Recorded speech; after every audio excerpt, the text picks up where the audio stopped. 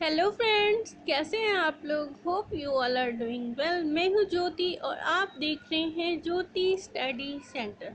Friends, आज मैं आप लोगों के लिए अलग अलग तरीके से आप आई एम सॉरी को किस तरह बोल सकते हैं इस बारे में ये वीडियो लाई। दोस्तों, कई बारी हमसे गलतियां हो जाती है, तब हमें सॉरी बोलने की आवश्यकता पड़ती है। ऐसे में हम अलग अलग तरीके से किस प्रकार सॉरी बोले कि सामने वाले को जेन्युइन लगे। तो आज इसी बारे में मैं वीडियो लाई हूँ, तो आइए स्टार्ट करते हैं। I had that wrong. आप ये भी कह सकते हैं I had that wrong. I owe you an apology. I sincerely apologise. इन सब का मतलब भी आई एम सॉरी ही है। मैं गलत था, मैं आपसे माफ़ी चाहता हूँ, मैं आपसे तहे दिल से माफ़ी चाहता हूँ। इसका मतलब कुछ इसी तरह है। I hope you can forgive me. मैं आशा करती हूँ या करता हूँ कि आप मुझे माफ़ कर दीजिएगा। माई इनफॉर्मल वे, फ्रेंड्स के बीच या फिर कहीं भी आप ये कह सकते हैं माई मिस्टेक या फिर माई फॉल्ट, आप कुछ इस तरह से कह सकते हैं और अपने बातों को ज़्यादा इम्प्रेसिव बना सकते हैं। अलग अलग सिचुएशन में केवल आई एम सॉरी अलग अलग तरीके लेके आई हूँ, जिससे आप अलग अलग सिचुएशन में आई एम सॉरी को बोल सकते हैं। I take full responsibility.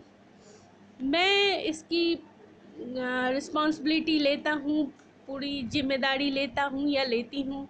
I want to apologise. मैं माफ़ी चाहता हूँ या चाहती हूँ। आप कुछ इस तरह से बोल सकते हैं। I was wrong on that. मैं इस चीज़ पे गलत था या थी। आप कुछ इस प्रकार से कह के सामने वाले से माफ़ी मांग सकते हैं, जिससे आपका जो बात है वो ज़्यादा इम्प्रेसिव लगे। Excuse me. अगर आप सपोज सभा में किसी मीटिंग में अचानक से आपको उठना पड़ रहा है, जाना पड़ रहा है, तो आप एक्सक्यूज़ मी बोल सकते हैं। Excuse me for the interruption. अगर आपकी वजह से किसी काम में कोई रुकावट हो रही है तो आप कह सकते हैं excuse me for the interruption, sorry about that. उस चीज़ के लिए माफ़ी चाहता हूँ। आई बैग योर पार्डन। जब आपको कुछ चीज़ सुनाई नहीं पड़ता है तो आप कह सकते हैं कि आई बैग योर पार्डन, सॉरी। कई बार ऐसा होता है कि हम कुछ कह रहे होते हैं लेकिन सामने वाला जो है वो कुछ और मतलब निकाल लेता है और अपने मतलब के अनुसार ही रिएक्ट कर लेता है। तब हमें ये कहने की आवश्यकता पड़ती है sorry, I didn't mean that. Sorry, मेरा वो मतलब नहीं था। अगर मुझे प्लीज़ फॉरगिव मी, मुझे माफ़ कर दीजिए, मेरा वो मतलब नहीं था। आप कुछ इस तरह से भी अपोलॉजी कर सकते हैं।